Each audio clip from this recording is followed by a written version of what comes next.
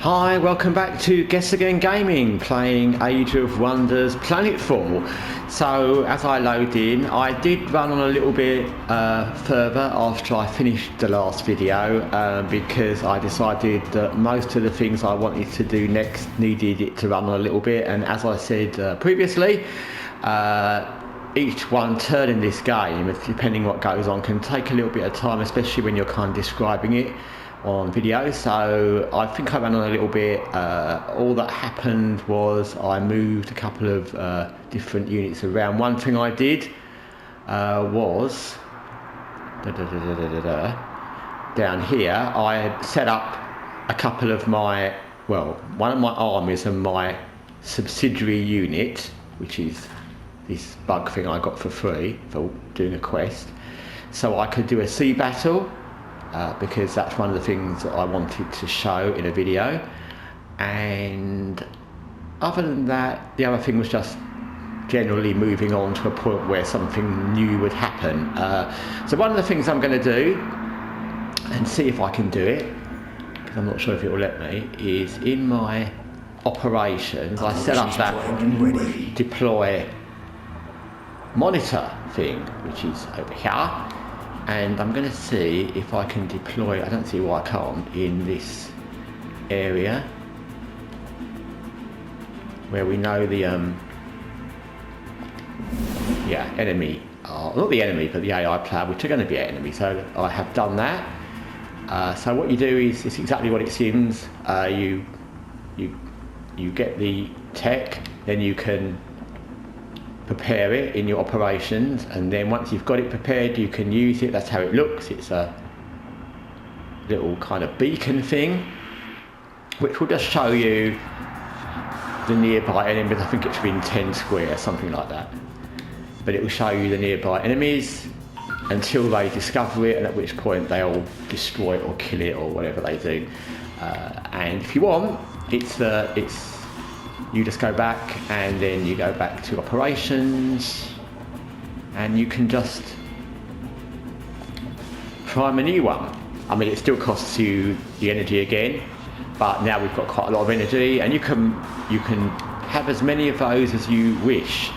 So it's always handy. I find that's one of the useful techs to just, when you know, it doesn't serve much purpose to just put them around your borders hoping to see something, because you probably won't. That's how it worked out for me, because I think the first time I got that I used to place them all over the place and wait for something to happen, and it probably didn't, or by the time it did, it didn't really matter.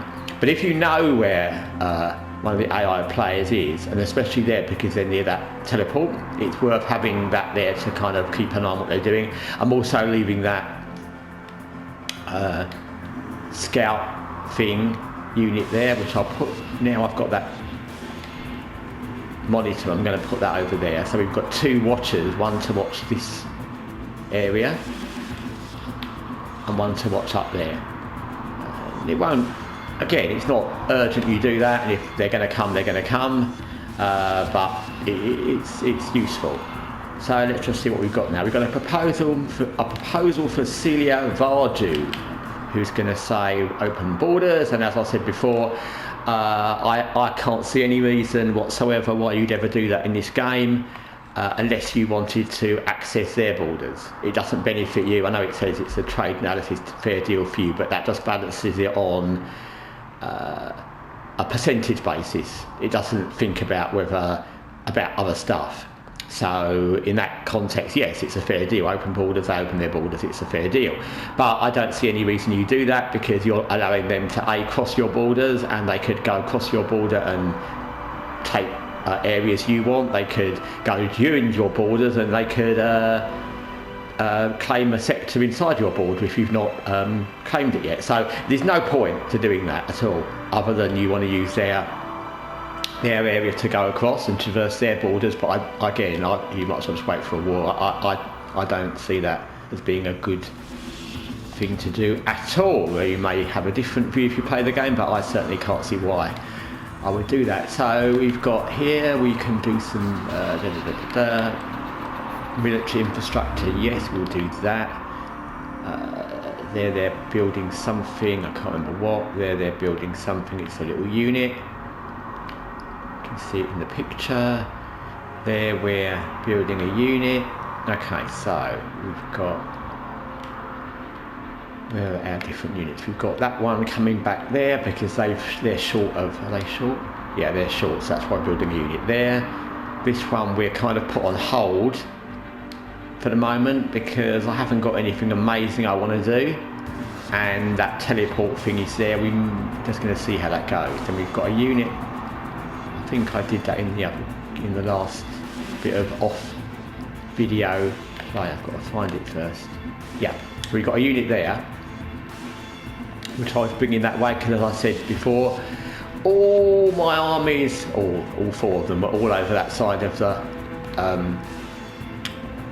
area, and so I decided, number one, it was better to have one over here at least, and number two, then it's, you know, we need to maybe do a bit of killing and exploring over here a bit more.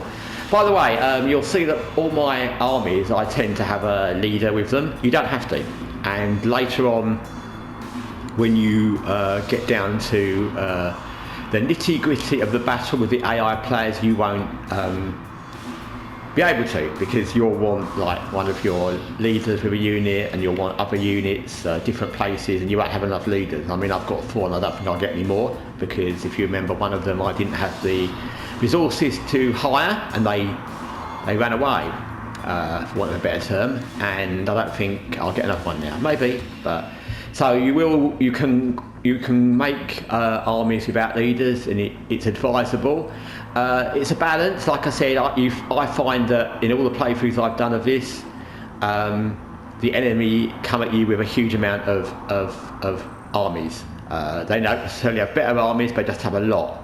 So you are more likely to win with numbers as well as higher unit tech. If you have the best units and you only have a certain number, the enemy will wear you down, because they'll just have so many different units that they'll just, different units and different armies, that they'll just end up keep coming in wave and wave and wave. And what usually happens is you've got good units, you'll overcome their first couple of attacks, but then you'll be damaged, you'll lose a lot of unit, and while you're waiting for your units to heal, they'll have another lot of units coming and another lot of units coming. And like I said, I'm not quite sure how they end up with so many units, but because you have to support them with your society and your resources, and you have to build them. But anyway, that's a whole nother thought. So that's that. So I think we'll do our little sea battle. It's not going to be an amazing battle because we're only going to fight a relatively weak army, but this is more of a just to show you how it goes. I didn't really want a really taxing battle, because number one, I'm probably going to lose, and number two, I'm probably going to lose. So this is just, and also I want it to be kind of quick, because the idea is just to show you how it works, not to get into it. So once you see how it works, you'll know. I mean, it's a very high, not very high powered, but it's quite a high powered little marauder force there. But I decided to wait for one to come here because it's less. So when you want to attack, you see we're on a kind of raft thing. That's what I'm going to call it. I know it's a ship, but. And there you go, we attack. Actually, I'll tell you what we'll do, because I forgot that. Like I said, if you move your other unit there, and it's next to your first unit, then they'll also be involved. So always remember, if you want your adjacent units to be involved in a battle, you always need to make sure they're adjacent to the enemy as well. So there you go. So we've got our main army of 6, and we've got another unit, and we're only attacking 2, so it should be okay. But we'll do a manual combat just to show you how it looks, and show you how it works. It's not, like I said, it's not, once you see it and you do it, it's not anything different. But there you go. So there we are. There's all our units on rafts, and there's them.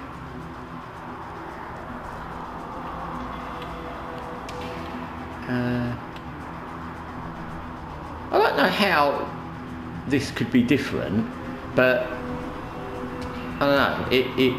It does have a. It does have that look like they're on a raft. I can't think of any other way of putting that. So it does have a kind of odd look, if you want, because your army comes out on a raft. When I first saw this, when I clicked to do the first sea battle, I was like, oh, that's a bit strange. But anyway, once you do it, you get used to it, so it is what it is. And I don't know how they do it differently. I'm just picking at things. Okay, so it works exactly the same as you do in the normal on land battle, except you're on a raft. So there is our unit, and we can move. And I'll move somebody just to do it. So they're all on individual little rafts. They look like all on one kind of joined up raft, but they're not. And I'm going to continue to call these things rafts throughout, because there's no way that's a boat. I mean, maybe they're saying that you're on top of a boat, but it looks exactly like a raft, and they're standing on it, so it's a raft. Anyway, it's a raft to me. So there you go, we've moved that, and that's why I wanted to do this in a relatively easy battle, because then consuming gaze. Okay, we'll just do a defensive one, because I wanted to make sure I could show you without it being too overwhelming, and if they had a huge army and we had, it would just get a bit technical, and like I said, I would lose. I wouldn't say these sea battles are any more difficult than the land battles, but I'd lose in a land battle when it's evenly matched as well if I did it manual. So, and I still don't know quite why. I'm usually quite good at these turn-based games, but this one I find a bit more taxing. So at the moment we're just going to go and put all our units on, unless they've got Overwatch, and they don't all have Overwatch. And even if you move a couple of squares, they lose that Overwatch. So I'm just putting them all on kind of defensive mode. Which, again, if there was more enemies and this was a different situation, I might not do. But in this situation where they've only got 2, and I'm doing it for the purposes of this channel, I'm not worrying about doing it too tactically. So we've got a sniper who will stay further back, and we will Overwatch with that, and we've got another one of those scavenger units which we will put over there in case they come forward, and we can try and flank them, and we'll put them on defence as well. And we've got that, which is handy, and we'll go around, we're around there, so we'll go around that way and try and flank them that side. And they may decide just to attack that unit on its own, but then it is what it is, because that's just a subsidiary extra unit we got for nothing anyway. So there you go, that's how it looks, and let's just see what they do. And really, once you get used to the fact this sea and you're on these kind of rafts, it works exactly the same as the land battle. You've got all these debris things, is sometimes more, is sometimes less. I don't think I really want to use that, but we can. You've got these things lying about that you can use as defence, crates, and it's often more than that. Sometimes you're in a situation where there's like a whole building framework around on the sea. Like the only way I can describe it, kind of like it's almost like an oil rig structure where there's legs, or there's like a pier or a jetty, and you can hide behind that. You see they've got a thing there hiding behind, but anyway. We could use operations, which is ready. And we've got a lot of points, as you can see in that little box, where we've got 10 operational points, and we've got a lot of energy, but we don't necessarily want to use that because we should outnumber these anyway. So that sniper unit will just shoot them, I think. No, let's just shoot them. Yeah. We'll see how this goes.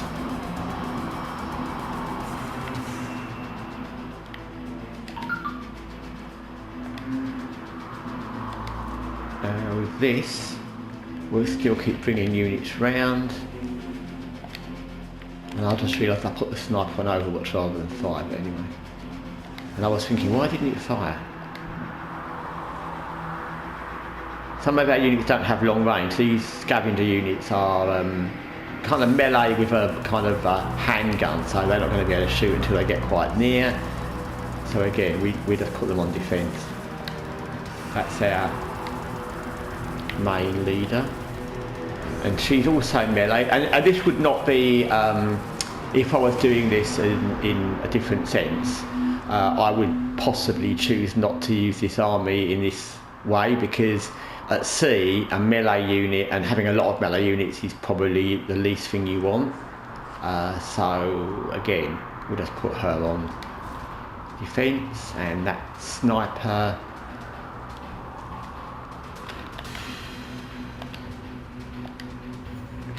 Yeah, we know what they are. Yeah, we'll shoot. We have to shoot something.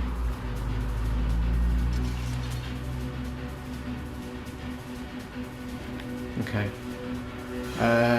That's also another kind of sort of melee unit, and they haven't got an Overwatch, which is a shame because, like I said, in this game there are a lot of units that don't have an Overwatch, and so it would be handy if these kind of half melee with a low distance gun had an Overwatch, because then as soon as those enemies move forward they'd all be shot, but we haven't got that. So I'm going to move them and I'm going to put them on that. This one again hasn't got anything long, it's another melee, so we've got a lot of melee, which, like I said, if this wasn't a 7 versus 2 battle, this wouldn't be very good. I think we actually will now use one of our operations, because we don't want to get killed off. I could use a shredder bomb, because they're both next to each other, and like I said, it's often worth using your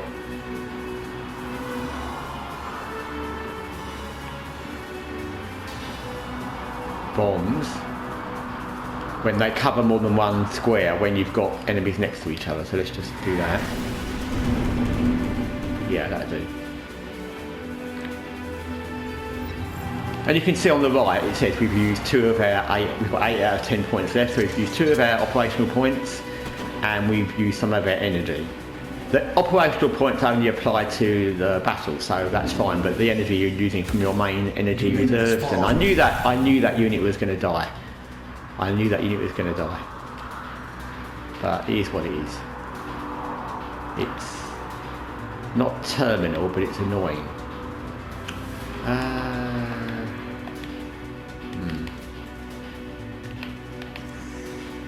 Okay, we're going to have to do something again, because they're all melee or short distance. We haven't got a lot of things we can do, so we're going to try and bother this unit so they've got something else to distract them. They can't be firing forward and backward at the same time. Is my strategic plan. So we're going to have to move our units in on that one. And we've got a shot which we will take. I mean a shot when I'm, an attack, not a physical shot. This one the same.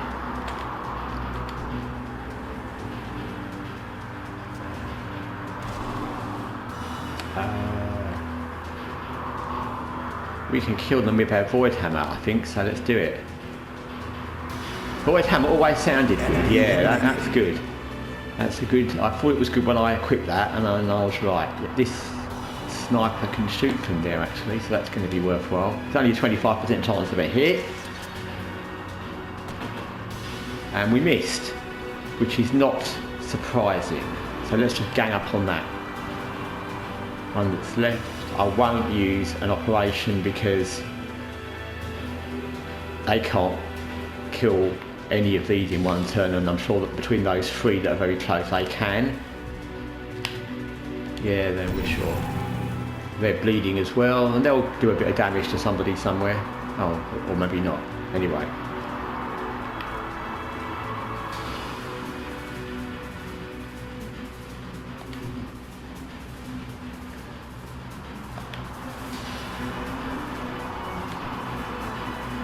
Might do it actually. Okay, maybe not quite. Ah.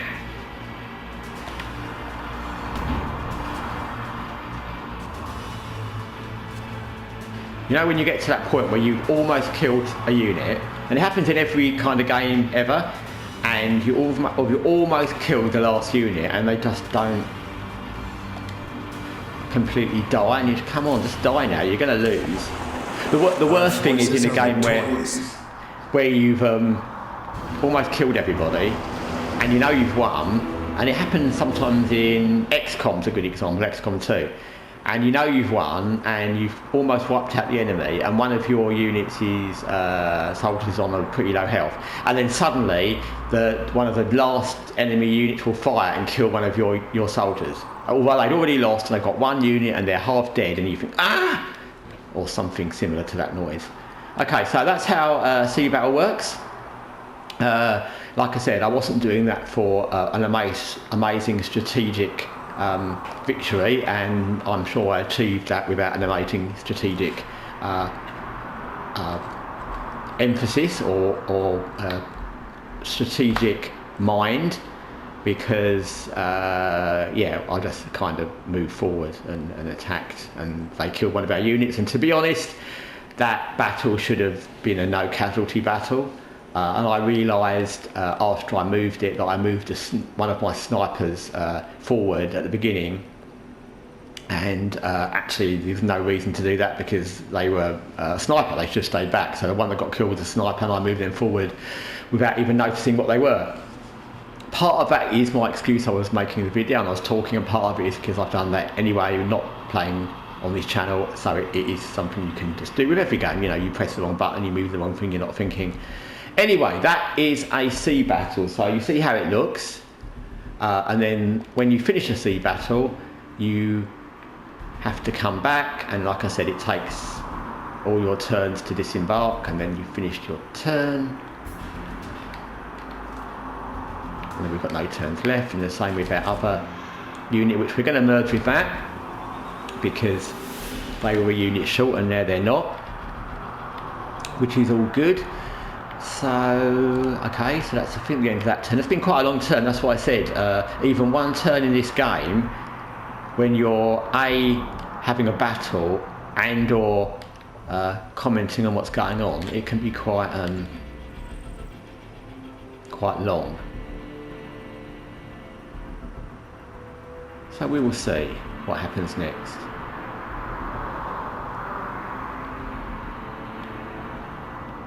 But yeah, this is that kind of, okay, well that happens.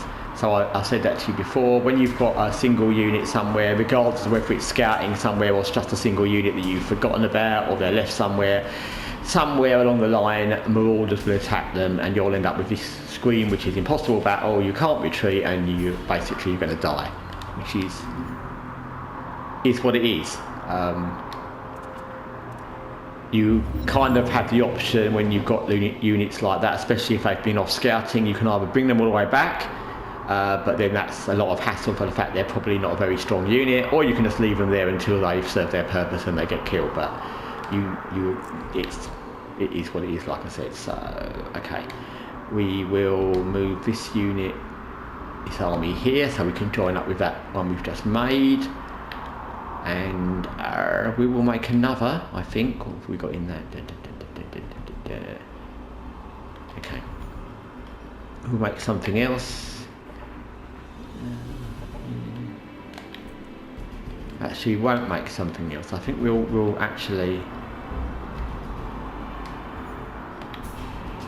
improve our options, because at the moment I'm making a lot of a certain unit because that's what I've got everywhere. That skirmisher unit, that not skirmisher, what is it? That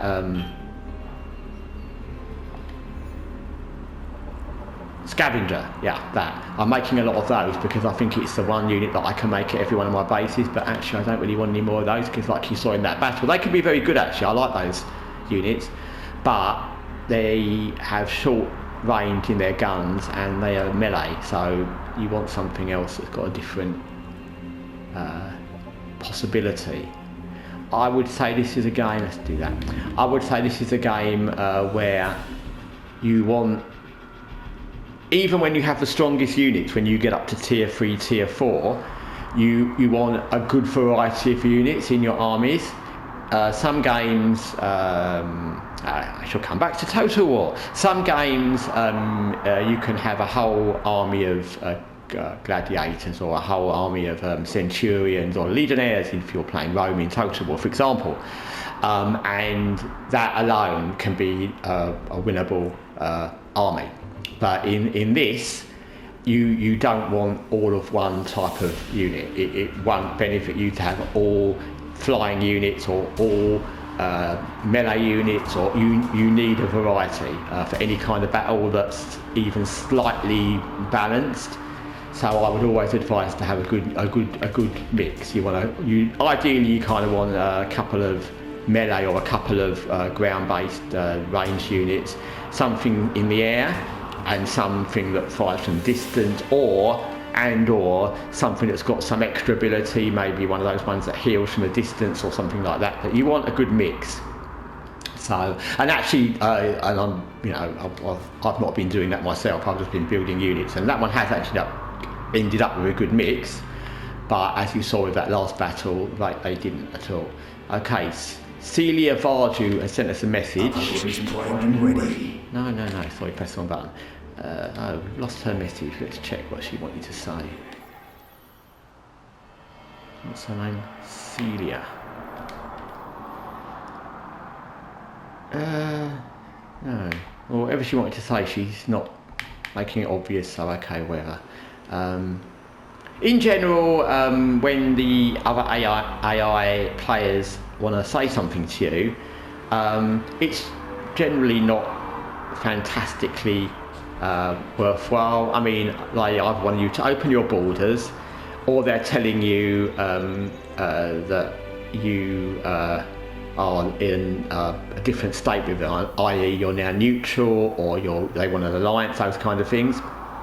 Or they are asking if you want to trade something. They want to give you this and take that or whatever. That's usually about it. There's not usually any other interaction, so it doesn't matter too much if you miss one. And if you have missed one, you'll find out soon enough what it was.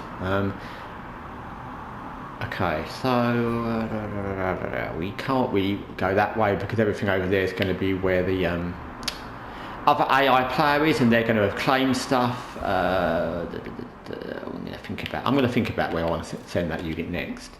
This unit we're going to send that way, and we're going to think about doing a few attacks over there. What else have we got? This unit I'm still kind of unsure. I kind of want to send them. Let's see if any of these are any use. This is coast. That would be handy. But it's the spaces. The problem with some of these structures are NPC factions, and once you attack them, then you end up in a war with them, and so it's 50-50. We'd like to do that, but they will end up being at war with us at some point, so we'll wait. What's this? We might pop down there and look at that. This is our strongest unit. It's 1,900, so if anyone can do it, they can do it. Yay them. So that's about it. I don't think we've got anything else we need to do. They're waiting for things. We can annex another sector, can we? That's nice. When it says annex another sector, usually the sectors you can annex will have that little cross, little golden bubble cross thing on it. Obviously that doesn't take into account that you can't annex that sector because it's somebody else's. So it will say you can, but you can't because it's a paragon sector. So we've got that one there that we could. Let's see what that is. Boost for research. No, that's alright, we don't mind. I would say as long as the sectors aren't something completely defunct of all possibilities, then that's one of those coast ones or one of those bland mountain ones that have just got terrain, basically. I would always try and take a sector every time you get the chance, because you get more resources, you get more productivity, you get more research. So waiting for one great new sector isn't really worth it. Where's that other? I wonder if we can annex anything else. We can start on annexing sectors obsession. Or we can annex that one as well. That's got lava. And that one we've not even built a forward base. So that would be good. So let's do that. Okay, that's nice. It links up there and there.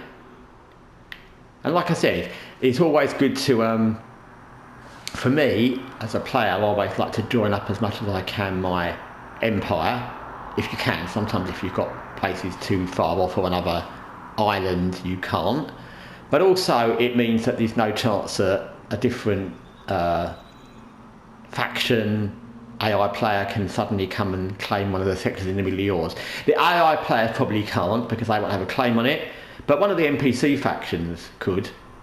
So it's always worth making sure you don't leave holes in your empire when you don't have to. Okay, that's, I think, everyone. Yeah. Yep. Okay, so as I said, we started on turn 58, I think, and we're on turn 60, and this has taken quite a while. So as with the previous video, I'm going to end the video now so it's not super long. Actually, the whole point to this video, this one video, was to just do the sea battle and show you about the deploy monitor thing. They're the new things I wanted to show you in this bit.